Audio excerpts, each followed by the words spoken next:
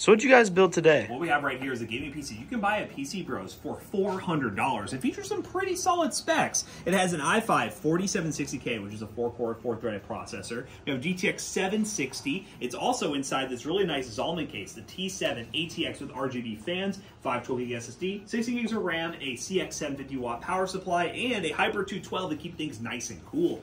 Yeah, so I mean, this build does have a really good upgrade path. It has a brand new SSD, brand new case, and a few other brand new components. And obviously, you get the nice nostalgic components as well. And funny enough, this motherboard CPU combo with the GPU is actually inside of that C70 Army Green that we did. We just feel like that one needed an upgrade, but we were like, hey, these parts are still great. Someone could still play their esports titles like Valorant, CSGO, Fortnite, you name it. You could definitely still play them, but that i5 can be upgraded to a Fortune i7. You could actually overclock the i5 on this motherboard.